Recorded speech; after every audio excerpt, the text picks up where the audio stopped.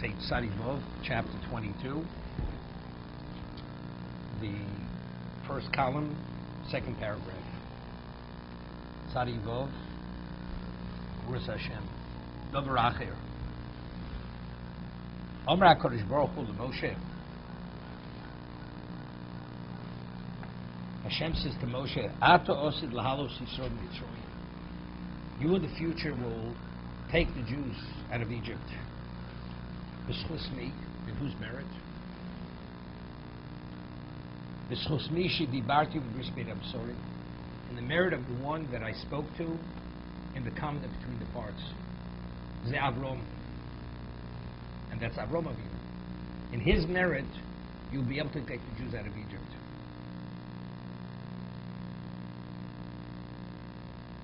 Ve'medaber el dibur. And the medaber is dibur. Shenema they midbur el dibur. Shenema umidab chenove. We'll see. Omer Rav Levi Omer Kodesh Baruch Moshe Simitz Elocho b'midbar. He says the sign will be that you will be the Redeemer. The sign will be in the desert.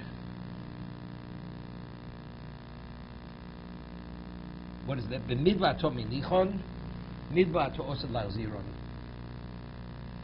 Shenema lochen hine anochi befasio v'lachtio b'hamidbar. We'll see what this means. Hiru bazeh ki roi shetia hascholas agula b'hamidbar.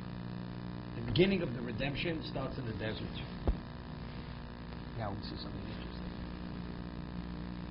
Ki hamidbar hu mokum hadin kashe yidua shu mokum shmo. We speak about that if there would not be Midas Arach, the world couldn't survive. It's not for the attribute of mercy. If everything would be exact, then you couldn't survive. Ramchal writes that in existence you have to have a balance of the good and the evil. So you have positive forces, you have negative forces, you have nether forces. The nighttime is the period for the nether forces. He says, why? Because a human being cannot function simultaneously alongside these nether forces.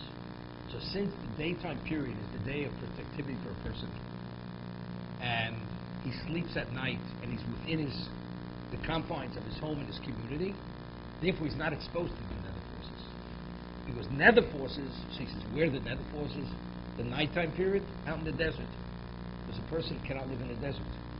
So it's the location where a human being cannot be, that's where the nether forces are. So what does that mean? So what does desert represent? Din, it's because it's not the location where a human being is. You need rachmim only for the human being. But since the desert is not a livable location, therefore, you don't need rachmim there. It's interesting. A person travels the desert. Travels the desert.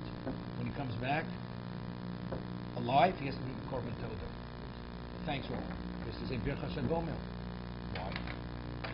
Because he was in a state of danger. He could have died. But why is he in a state of danger? Is rachmim? The answer is the desert is no rachmim. It's only dangerous because there is no rachmim.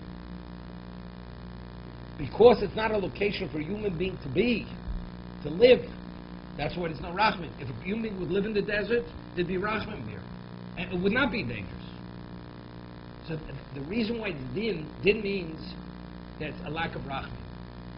So what are you subject to? You're subject to your record. When you're subject to your record and your record is not perfect, there's prosecution. Rachmim silences prosecution. It doesn't allow prosecution.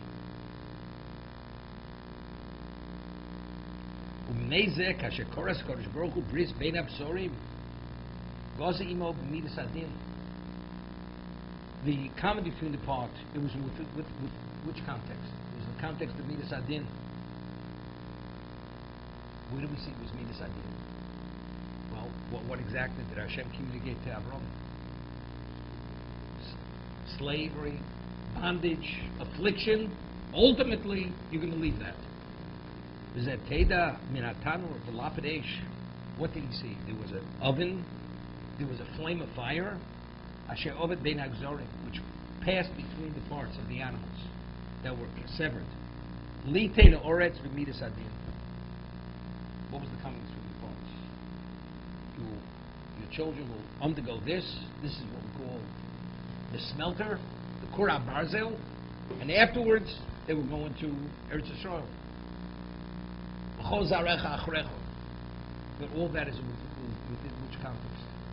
Midas Adin. It's interesting. Jews don't behave properly in accordance with the Torah.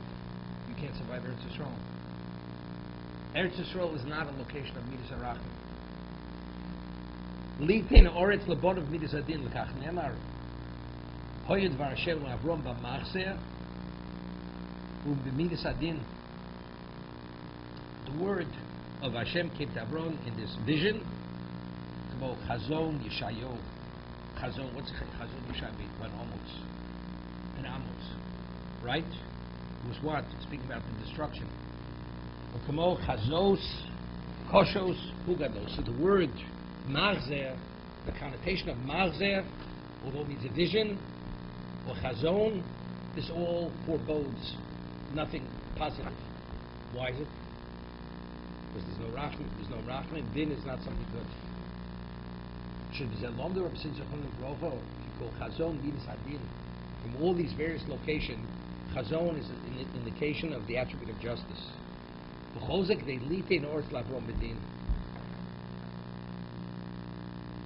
din is a double-edged sword in the positive sense.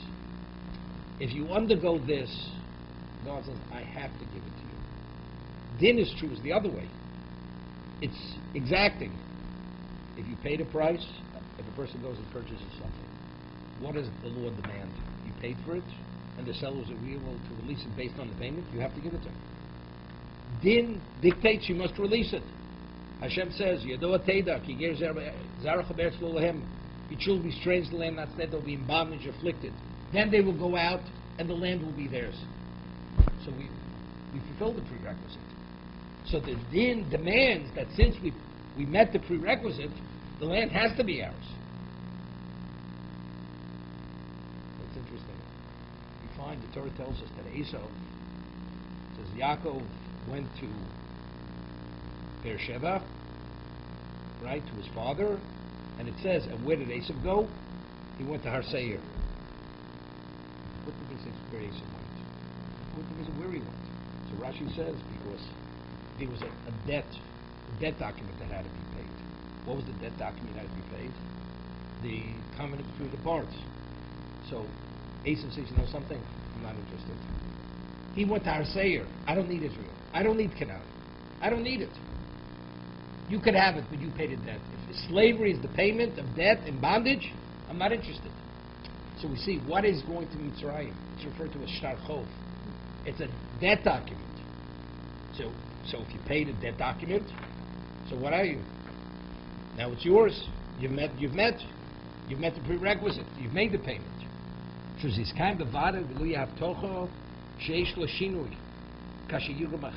now this promise, there's no normally said Shem Yigla Machet.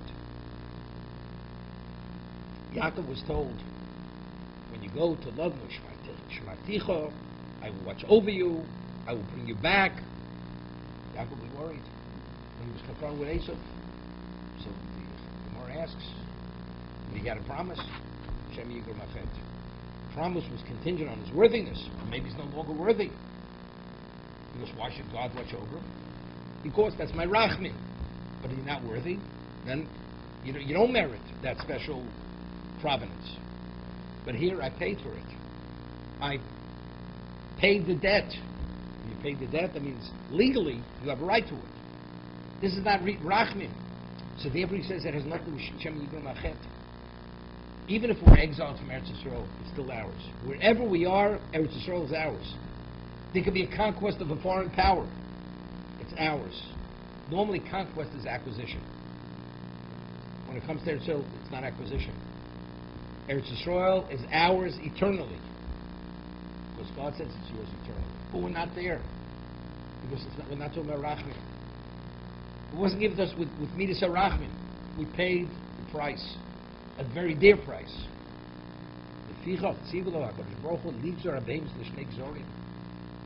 Hashem says to Abraham, take the animals, sever them in two parts. This is the covenant between the parts. Shemor al Gzeiro, shegoz davar came b'din. What's the word Gzeiro? What is a decree? A decree, the word Gzor in Hebrew means to cut. It was the covenant between, it says, cut the animals in half. The fire passed between the two of them. What is the connotation? Fire is attribute of justice. When you say Gezerah is a decree. So the cutting of the animals, it's the same word, Gzor, is what? Is the connotation, the whole setting is a setting of justice. Of din.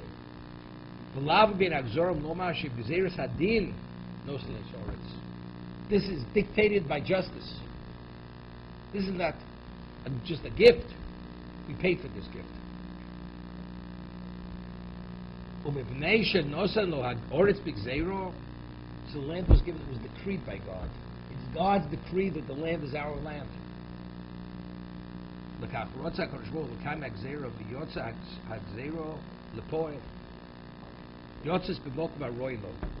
So where did it actually manifest itself? Mokum Adin. In a location of Din. What's the location of this? That's Midbar. Dvar Hashem El Avram. Dvar is Midbar. It's alluding to the desert. Ki Adin Rishon Gorein. Because the original decree, that's the cause.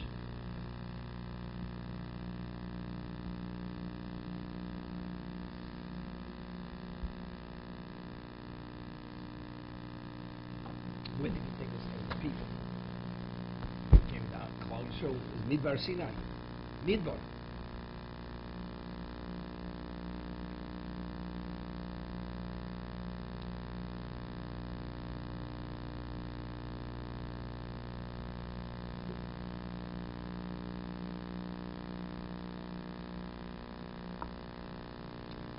Elsewhere he speaks about the final. Yom Kippur is the ultimate level of Rachman. Day of Atonement. God forgives. The Gemara says, Has-Soton is one day a year. God does not allow Satan to prosecute. That means there's no Midas Adin, there's no prosecution. That is the dimension of Rachman. But how do we have to conduct ourselves in our personal function? We don't eat, we don't drink, no cohabitation, we don't anoint ourselves, we don't wear shoes. Okay? We're considered like angels. Who ever heard of a human being denying himself the basic amenities of life? It's a total negation. We're negating ourselves. But what about me and I? What about my needs? Forget about pleasures, basic amenities. I'm totally negated today. Could you prosecute something that doesn't exist? We take on a posture, a non-existent posture. The reason why to prosecute, Hashem doesn't allow it to prosecute. But because in the context of our function, we're behaving like non-existent people. That's what Morel writes in one location. So I'm saying, Hashem gave the Torah on the lowest mountain. Sinai was the lowest mountain. Could have given the most majestic mountain. Why the lowest? So Medrash tells us, of course, it displays humility. He went to all the mountains. Which mountain? Everybody says, me, I. Sinai never even considered that it would be the location of that the divine presence. Heaven should come to earth. Nothing. Because you're nothing, that's why you're worthy. Because there's only place for God when you negate yourself. But again, it's a location of din. But what is the proper posture of din? I'm not here. So there's nobody to talk about.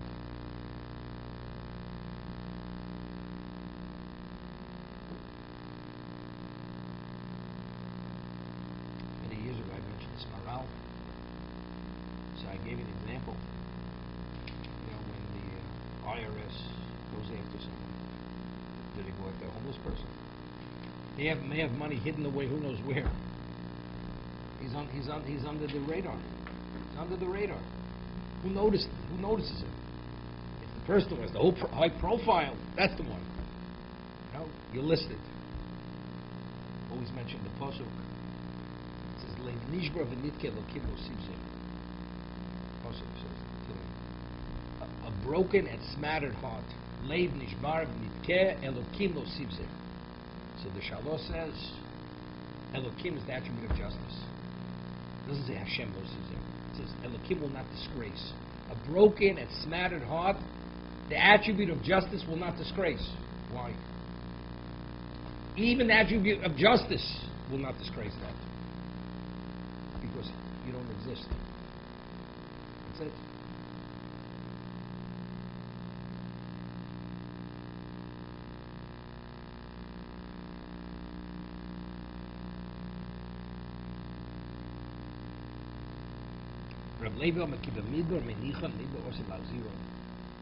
Where did Moshe take leave of us? He was our leader. He passed away. He was in the desert. Ultimately, he's going to bring us back in the desert. What does this mean? Pirush. Moshe Ish Elokim. Moshe, how's he depicted? Ish Elokim. This is he's Ish Hashem. He's Eved Hashem. But in terms of Ish, he was Ish Elokim. It says that Moshe is referred to as Ish Elokim. Even Avram and Yaakov are not called Elokim. So he explains, based on the Gemara, that the only person who was able to tolerate Midas Adin was only Moshe Rabbeinu. His level of perfection was so special, even the Ovos HaKadosh, the holy patriarch, couldn't deal with Midas Adin. That's why Moshe is quantified. He is the Ish Elokim. So it's interesting. Where's Moshe's location? He led us in the desert and took leave of us in the desert. Moshe Ish Elokim Roshia Manig Yisrael Bamidbar.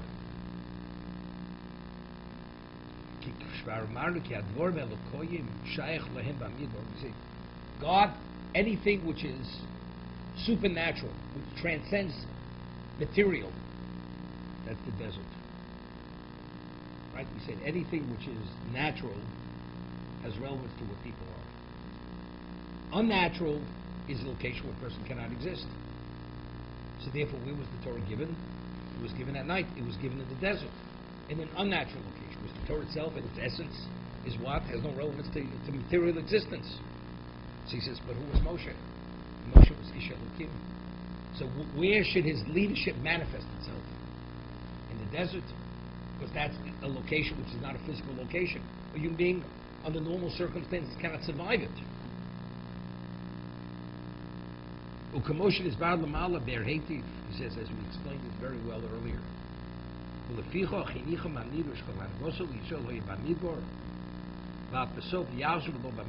Ultimately, he's the closer we return to him. His leadership in the desert. Anything which is of a godly dimension, its appropriate location is the desert. Either because of the first thing he said, because it's unnatural, it's not within the realm of physicality, or, as he said, because it's Midas Adin. Moshe would be like any other person who's a physical person. He would lead us in what? In a natural setting. In a settled location. Of Moshe Ish Elokim. Moshe was the Ish Elokim. He was the man, his quantification is Elokim, he's godly. So he, more than anyone, had relevance to the desert.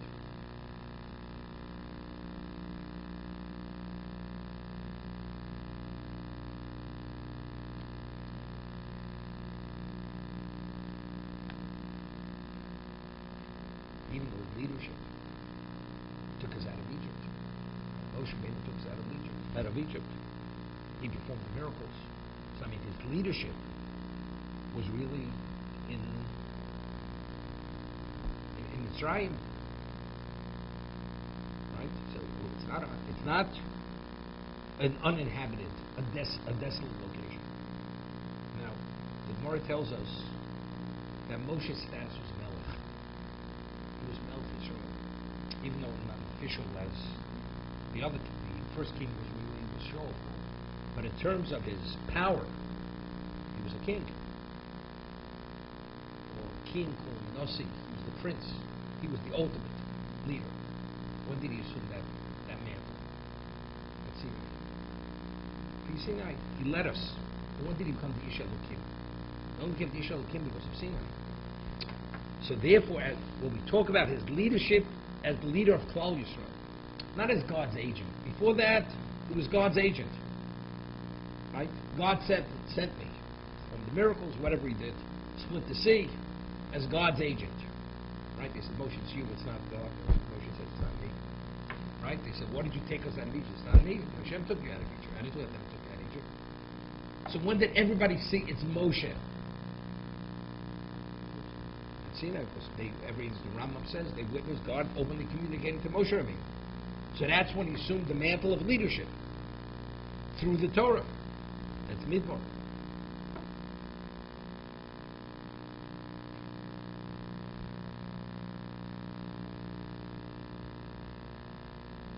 I was thinking, phenomenal, based on the Maral. The Gemara says based on the Pasuk that God is exactly with tzaddikim as much as if they deviate as much as they ever will. That's midas adin. It's not midas harachmin. Now, why is it tzaddik a tzaddik? Because he follows his inclination, or everything he does is contrary to his inclination. So everything about the tzaddik is unnatural. His essence is an unnatural being. He's not Ish Elokim, but he's definitely not natural. So what's unnatural? Unnatural is not Rachmi. Right? That's not what a normal human being is. Rachmim is for a human being. What is a human being? Who's dictated by his inclinations, by his senses. This man is not dictated by his senses. So he is the equivalent of Midbar. Therefore, therefore, if he deviates as much as a hairbreadth, already justice is exacting with him.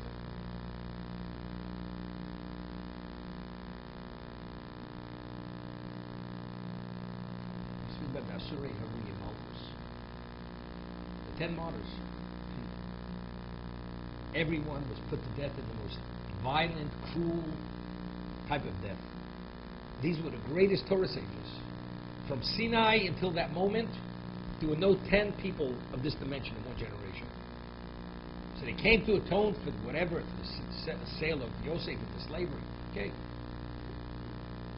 But they were murdered in a way, they were butchered to death, in a way which is not to be related to. This is the ultimate doctrine of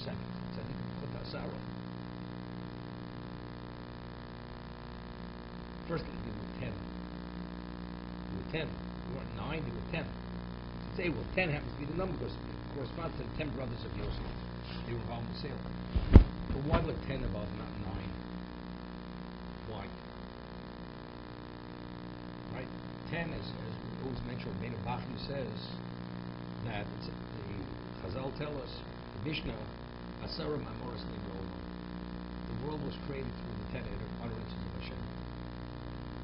What follows? Abraham was tested with 10 tests. What does 10 represent? It encompasses everything.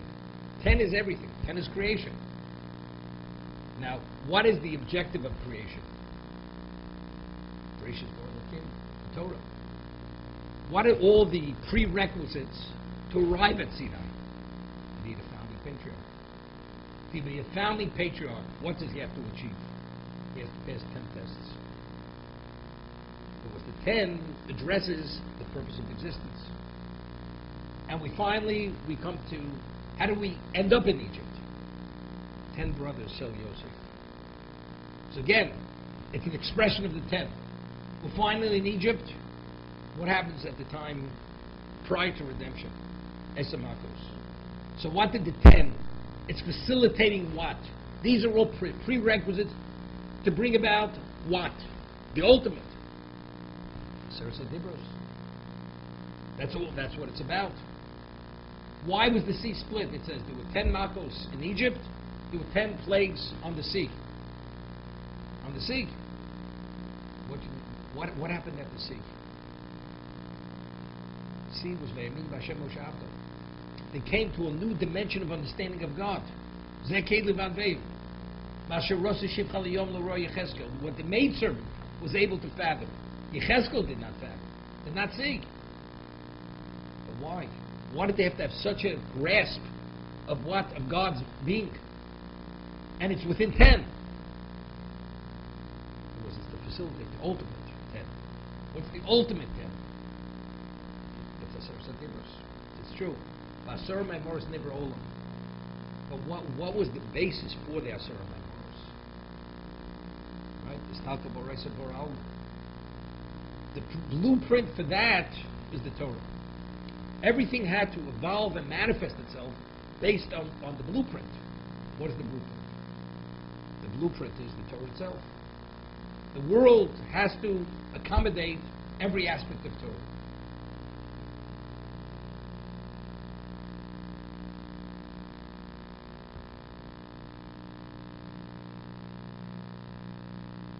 Maybe we're able to say that it says, Reshis Bar Elokim, Elokim continuously. So Rashi cites the Chazal, the Medrash, that initially God wanted to create the world with Midas Adin, with the attribute of justice. When he saw it wasn't able to exist because man is prone to fail, he coalesced into it Midas Harach. So the world should continue. Right? Famous Rashi. But in terms of how are the Asura Memoris expressed? V'yomer Elokim. Bereshis Bar Elokim. This is only Elokim. So the 10 is Elokim. 10 is Elokim. So it's true for everybody else. Midas Harachim. Man can't survive. But what about the ones who represent 10? Asarugi Malchus. This is 10. That's Elokim. They have relevance to Elokim. Maybe.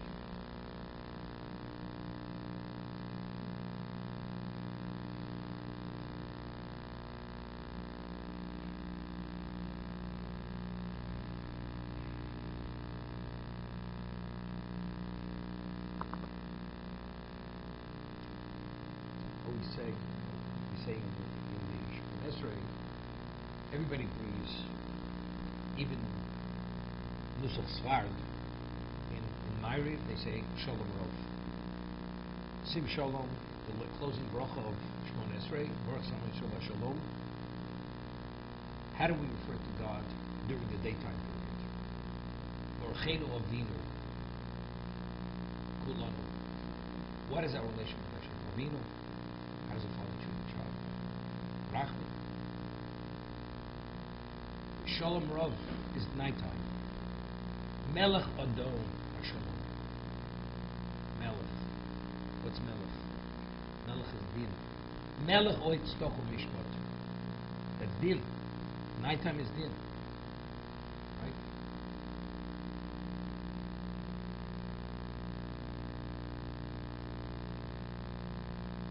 And it's it because again, so when, as I said, why does a person, his primary time to study Torah should be at nighttime? Because what is Torah? Torah is Din. And what is nighttime? It's Din. Because again, it's the unnatural time. It's a non-productive time.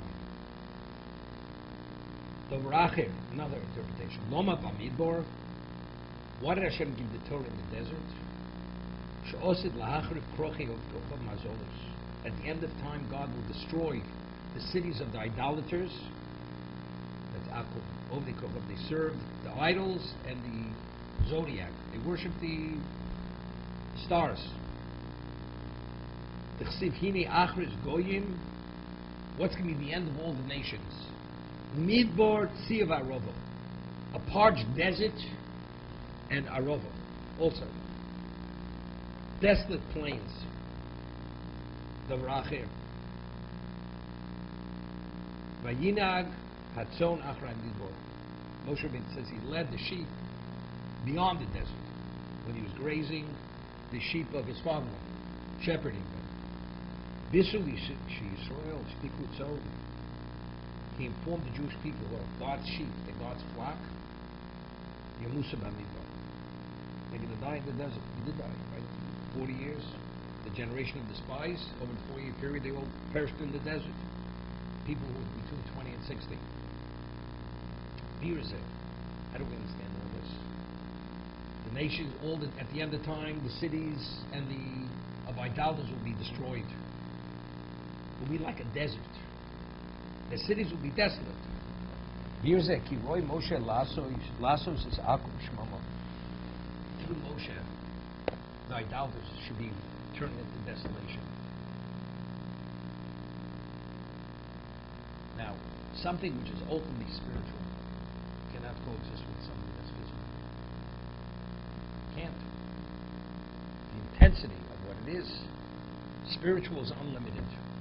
Besides, it's innate makeup in terms of holiness. Something which is mundane, earthy. You can't. And what about something which is contrary to spirituality? An idolater. Right? I'm not talking about a person who believes in God. He abides by the Hashem, the 7 Noahide laws. So that level of representation is the most extreme antithesis of what ultimate Kedusha is. Holiness. Skiroi lasos akum shmama. Moshe being the most spiritual human being, God's representation in every aspect, through him that destruction should come about. They have to be destroyed. But why him? Ki adovra nivdal mitzad shu nivdal yachrev zdorm shein gashmim yishomim oshekosu. What did they say? Shimshon's parents. Originally, he was a Nazarite. From even his mother, even when she was pregnant, she couldn't eat certain things. Because the angel told her but originally they didn't know it was an angel. They thought it was some godly, divinely inspired person. So she called her husband, and they prayed that this person should return. Right? The Haftorah, we read the Haftorah. Shoftim. He returns, he repeats the conversation that he had with his wife, that he told his wife. So they said, why don't you accept? Eat with us. She said, no, bring the sacrifice to God. So as they bring the sacrifice, and the flame was going up, he jumped into the flame, and he went up, ascended to heaven. So he realized immediately, this is an angel. This wasn't a human being. It was an angel in human form. So they said, so the husband says to the wife, Nomos Elokim ro'inu. We saw God. We're going to die. After being exposed to this level of kedusha, of godliness, we can't live now. Well, what did she say to him? If I'm supposed to have the child, you realize we're not going to die. But what was even the consideration? Because being exposed to such a contrast of limitation versus the ultimate, you can't survive it. Was it Tovin? Tucha b'hovin? Ki advorim hagash geshomim nechrovim min advorim hanivdolim. That something which is mundane, physical, will be destroyed through these spiritual beings. What was his dimension of being? It's going to be quantified. He was a spiritual being, although he was a physical person. Nikra Ish Elokim. The Torah identifies him as Ish Elokim.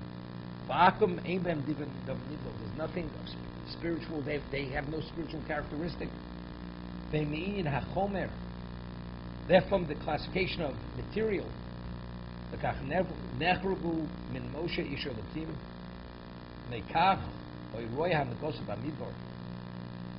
Therefore, his leadership was in the desert. Anything that is to Moshe Rabbeinu was desolation. Saying something phenomenal. Just as the nations will be destroyed through him, because of the contrast, nothing can coexist with his existence. Therefore, if the Jews would have sinned with the Chet Egel, ultimately Eretz Yisrael, Eretz HaKadosha, that location would have been the spiritual location. So that physicality is not contrary to his spirituality. But anywhere else in the world, which is physical, can't coexist. So Moshe Rabbeinu could only be in the desert. Kimneishu machriv shanimtzos hageshamim. Roy shi hanagosu b'mokam ha'misyaches elachurban v'ashmama. So what's his proper setting? A location which is relevant to destruction and desolation. The concept of destruction is only with the physical. I was thinking, reading this. The Torah tells us, Shimei Choy, Yortzeit, Lag Boga, Shimei Choy. Born on Lag Boga, passed away on Lag Boga. So, it says that he was a fugitive. Because he said, make some God despair to him long about the Roman Empire, so he had to go into hiding. They wanted to kill him. So he went to Meron, he went into a cave for 12 years with his son. They were in hiding. After 12 years, a heavenly voice came out and says, come out. Come out of the cave. You can go back. Whatever. The Roman emperor died. The decree was annulled. But being, you know, needs to be 12 years in the cave, immersed totally in holiness, removed from physicality. When he was walking, he saw people engaged in just in material pursuit. Whatever he would look at would get burnt up. Literally, burnt up. What him and his son would look at, be burnt. So a heavenly voice comes out and says, but I ask you to come out of the cave to destroy my world. Go back into the cave. You can't coexist with this existence. You'll destroy my world. You have to go back to the cave. Goes back into the cave for another year. After a year, they come out. And Shimei Yochai somehow, he was able to balance it. But why? When he came out, he couldn't relate to it. Therefore, what? But how does he burn up everything? The answer is because he was so removed from physicality. It says when he would study, they would cover their bodies with sand because they didn't wear their clothing because they were afraid they were concerned the clothing would wear out. They would only put on the clothing when they would daven or when they would learn. They were covered. You couldn't be more removed from physical existence than their state, and that miracles happened. There was a carob tree, a wellspring came. They lived a miracle existence. So he was spiritualized. Now contrasting that to existence. Can't coexist. Hashem says you somehow have to work it out. Moshe Rabbeinu was his essence. His Isha Elokim. It's not that he's looking at anything. He can't. His dimension of being can't.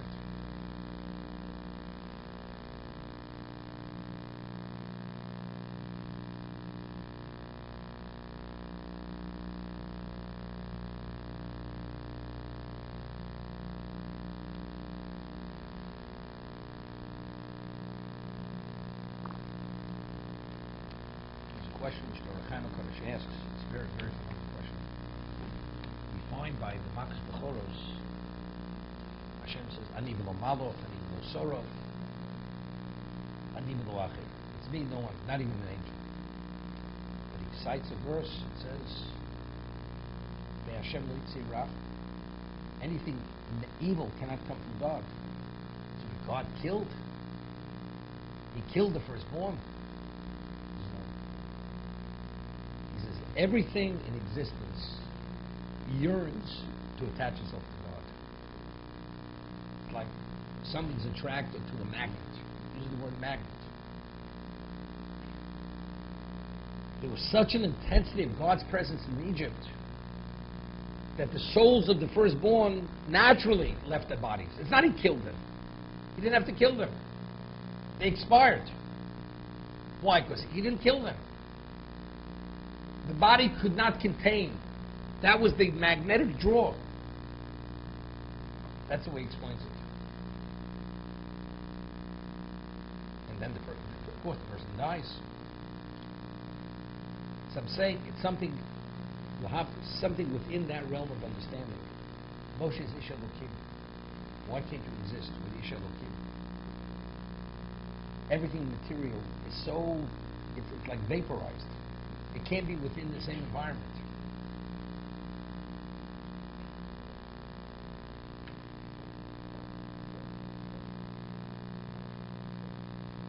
Time the Lord writes in Nifsha Chaim that says in the Pasuk, at the end of time, a spirit of purity will come over the world, and all evil will be swept out of existence. How does it happen? How does it happen? He explains, in a different context, he explains that evil or anything which is contrary to God cannot coexist within God's presence. So God would descend in with his full intensity into this existence. You cannot have imperfect. The vacuum is imperfect. It's not a location of vacuum. So if God enters in this existence, there's no vacuum. Sin is a derivative of vacuum. That's what he writes. Therefore, evil is vacuum. There's no vacuum. So therefore, all evil is purged from existence. That's what he writes.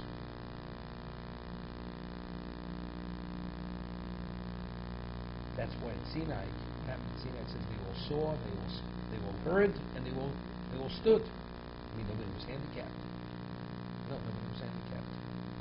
Because what is handicap? That's deficiency. Deficiency is lack. In God's presence, there's no, and there's a basis for it. But the basis can't exist because that's vacuum. There's no deficiency in the presence of God.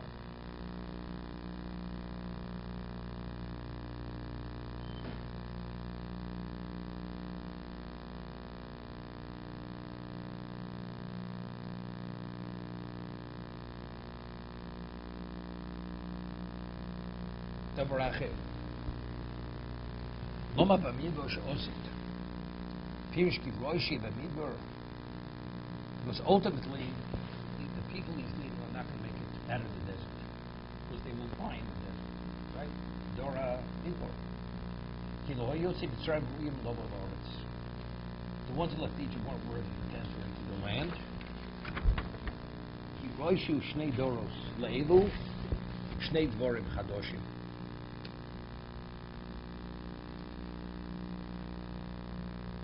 He says the two generations are exposed to two experiences. Two experiences never happened before. Zeu kasher elu shnei dvorim heim cholokim. You have two events. You have leaving Egypt, entering into Eretz Yisrael. It's a different event.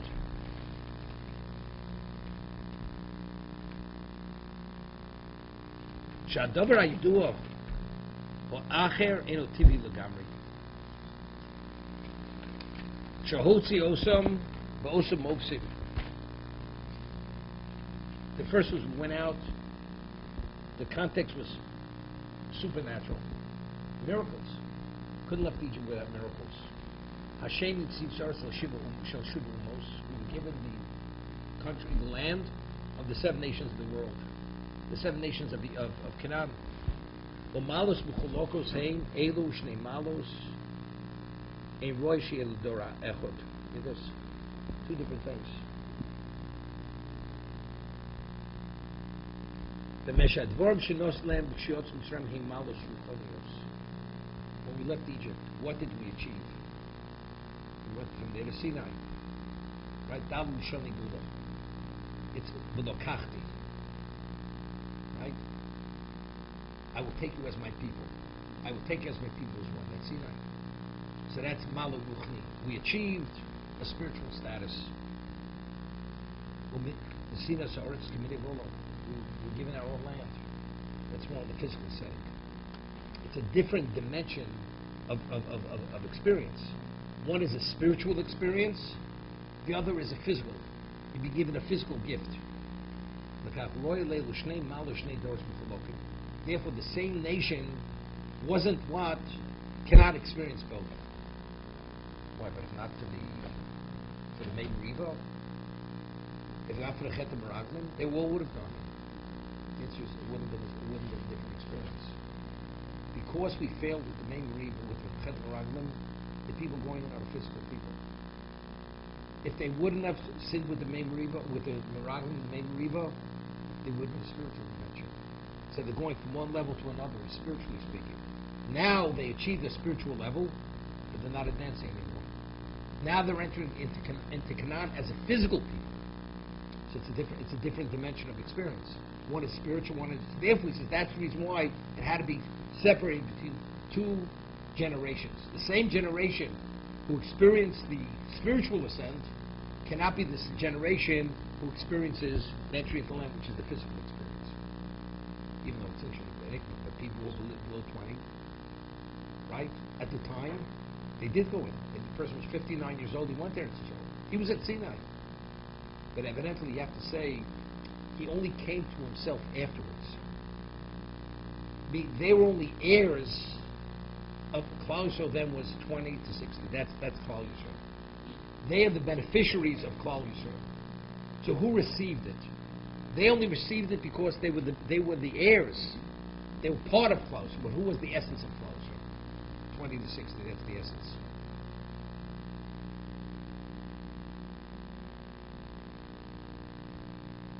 Vayovo arhara lukim chorevo. See, shepherded the flocks until Hara Lokim chorevo. So what's the mountain called? It's called Hara Lokim, the mountain of God. Chorevo. It's also called Chorev. Medrash, Rabo, Chamisha Shemos Yeshlo. Sinai has 5 names. The 5 appellations for Sinai: Hara Lokim, Har Boshon, Har Gavlunim, Har Chorev, Har Sinai. 5 references. What is a name? A name identifies the essence of something. It communicates, just not a label. Har Elokim Sheshem Kibul Yisrael Malchusam. Why it's called the mountain of God? Because that's where the Jewish people accepted the kingship of God. God's mountain. We coordinated. Hashem was coordinated by us on that mountain. Har Boshon Shekol Mash Yisrael Ochem B'Shneim B'Shineim. Whatever the Jews eat with their teeth. I mean, whatever our consumption is, the Shchus HaTorah Shenito Bahar Shneim in Bechukosai Telech. This one's Parshas. All the material Bechukosai Telech. If you toil in my Torah, rains will come in that time. Bounty, vineyards, picked, threshing seasons, granaries, unlimited. What is that outgrowth of? So that Bosha means the fat, the secure wealth. Har Gavnunim. In Hebrew, vino is cheese. Cheese is white. Shenoki Mikol Mumtik vino. It's pure, purest cheese. You have all the runoff, the whey. It's like the essence of the cheese, the cream of the cheese, so to say. Har Chorev Shmenanotu Bezdin Ushus Laru Becherev. Right? What happened now? Mila Shemelai, all the idolaters, they were given permission by God to kill the idolaters with the sword. Rav Shmuel Bar Nachman Shebsham Notu Akum Gzardin Shalom Dios Harei. Because of what happened in Sinai, the nations that are ultimately, they had the death sentence for them. Why? God offers them the Torah. You turn it down. You know? Shenema Vagoyim Chorov Yivchorvu. The nations will ultimately be destroyed. That's Har Chorei. Because of what happened at that mountain, that's why they're going to be destroyed. Har Sinai Shemena Yorda Sina Lakum. Because of that mountain happened there, God despises the nations of the world. For the same reason. I offered you the world, you turn it down. Story of time like this. It was Purim, and one of the students of Rabbi Frank came slightly drunk, and he comes over to Chaim, says to Chaim, I want to be your partner in Olam Haba. I won't be together with the world to come. So Chaim was something we can't even relate to, his holiness. Every moment of his life was fully invested. All of a sudden he ignores him. He sees he's drunk. He doesn't let up. Doesn't let up. Pesters him. Doesn't let up. I want to be a partner in Olam Haba. So all of a sudden stops, looks him straight in the eye. He says, you want to be my partner? On one condition. And all of a sudden was serious. You accept upon yourself from now for the rest of your life that you will never speak Lashon Hara. You can be my partner, share the world to come. The student sobered up very quickly. And he thinks for a moment and says, I can't accept that. It's too much. And Kalatsky heard that. He goes, I offered you the world. You ordered me to be his partner in the world to come. Kalatsky said, you accept it? You have the key to the ultimate level of paradise. Because he can't control your mouth. You're willing to pass on that. Kalatsky walked away from him with disgust. Hashem offers the nations of the world the Torah. Sinol Yosel L'Goyim. Hate. God despises them. I created the world for what? For this. And that's what you turn down.